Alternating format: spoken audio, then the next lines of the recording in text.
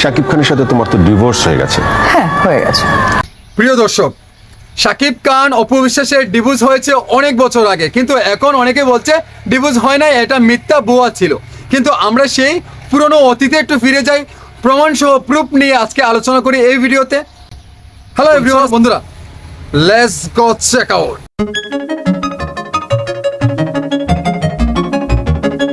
শাকিব খানের সাথে তোমার তো ডিভোর্স হয়ে গেছে। হ্যাঁ, হয়ে গেছে। হ্যাঁ প্রিয় দর্শক, আপনারা দেখেন জয় ভাইয়ের একটি সাক্ষাৎকারে অপু বিশ্বাস নিজেই বলেছিল আমাদের ডিভোর্স হয়ে গেছে। জয় ভাই প্রশ্ন করার পরে বলেছে হ্যাঁ ডিভোর্স হয়েছে। তারপরে নানান বাহানা, নানান চক্রান্ত দিয়েছে অপু বিশ্বাস। অপু বিশ্বাসে বলেছে, অনেক স্টেজে বলেছে, আমার যে কাবিনের টাকা আছে শাকিব খানকে মাফ করে দিয়েছি। শাকিব খানকে বলে দিই যে আমার বিয়ের কাবিন ফেরত দেওয়ার কোনো টেনশন নাই, কারণ আমি এটা তাকে মাফ করে দিলাম। এটা কিন্তু সোশ্যাল মিডিয়াতে অনেকের আছে। অপু বিশ্বাসের ভক্তগণ একটু নাড়াচাড়া দিয়ে অতীত দেখো, অতীত যদি ভুলে যাও তাহলে তো হবে না, অতীত ভুলে গেলে তো হবে না। অতীতকে আপনারা প্রাধান্য দেন, অতীত নিয়ে গেলেও ভাবেন সেই দিন কি ঘটেছিল, সেই দিনে কি বলেছিল অপু বিশ্বাস। অপু বিশ্বাসের যে এত ভালো ভালো দিকগুলো এখন দেখাচ্ছে, ভাই আগে তো দেখাই নাই। যখন এই ছেলেকে নিয়ে এসেছিল টিভি সিরিয়ালের মাধ্যমে দেখিয়েছিল, শাকিব খান বলেছিল হ্যাঁ আমি তোমাকে বিয়ে করেছি, মানে শাকিব খান নিজেই তার স্বীকৃতি দিয়েছে, তার বউ ছেলের স্বীকৃতি দিয়েছে। কিন্তু অপু বিশ্বাসকে এটা লুকিয়ে রাখার কারণ ছিল যাতে তার কেরিয়ারে ও কাজ করতে চেয়েছিল, কিন্তু দেখেন কাজও ধ্বংস হয়ে গেল। শাকিব খানকে ছাড়া যে কয়টা সিনেমা করেছে সবগুলো কিন্তু ফ্লপ। শাকিব খান চেয়েছিল তার কেরিয়ারটাও মানে ঘুরিয়ে দাঁড়াক এবং কি আরও দূর এগিয়ে যাক, কারণ শাকিব খানকে বাদ দেওয়ার পর থেকে এখনো পর্যন্ত একটি সিনেমা ব্লকবাস্টার দিতে পারে নাই, শুধু ফ্লপ ফ্লপ ফ্লপ। এর জন্য পরিচালক প্রযোজক তাকে নিয়ে এখন আর কাজ করছে না, এখন ফিতা কাটছে, সেই করছে, পার্লার উদ্বোধন করছে, এই করছে সেই করছে। কিন্তু এটা খারাপ জিনিস না, এটাই ভালো জিনিস। কিন্তু এই যে সুশীল যারা রয়েছে বলছো অপু বিশ্বাসের বিয়ে এখনো পর্যন্ত শাকিব খানের সাথে ডিভোর্স হয় নাই, অপু বিশ্বাসের ডিভোর্স দেয় নাই, কিন্তু এই প্রমাণ সহ আজকে দেখাইলাম।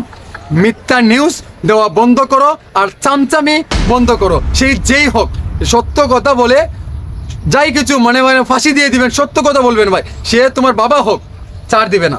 সত্য কথা মিথ্যা কথা কেন দিবে? মানে একটা সত্য কথা লুকাতে গিয়ে তোমাকে মিথ্যা বলতে হবে 10টি, কারণ আমি একটি সত্য কথা বলে যাব, কেন আমি মিথ্যা 10টি কথা বলবো?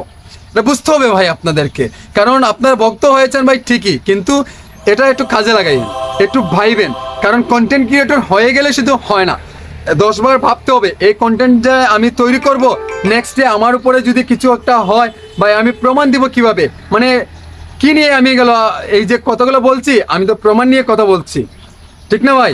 আমি তো আপনাদেরকে প্রুফ দিচ্ছি, মানে ডিভোর্স দেওয়া হয়েছে অপু বিশ্বাসের নিজের মুখেই বলছে, জয় ভাইয়ের একটি টকশোতে উনি নিজেই বলেছে।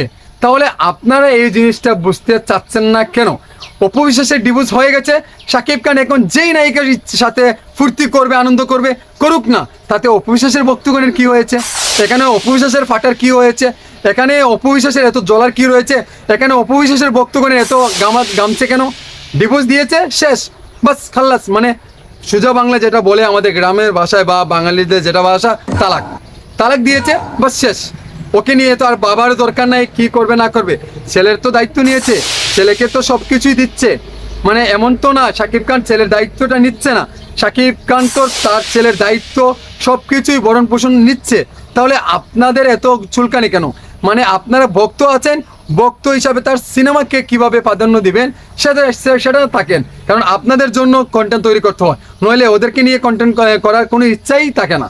কারণ এই যে আপনারা শাকিব খানকে একটু পাশানোর জন্য চেষ্টা করছেন, এর জন্য না কথা বলি, নইলে মিয়া এই নায়িকাদের টাইম আছে আমাদের কাছে, নায়িকার ভক্ত তো আমরা না, নায়িকার ভক্ত আলাদা সাবজেক্টের দর্শক আছে, কিন্তু আমরা শাকিব খানের ভক্ত, সাকিবিয়ান, এটা মাথায় রাখো। বুঝাতে পেরেছি আমি আপনাদেরকে?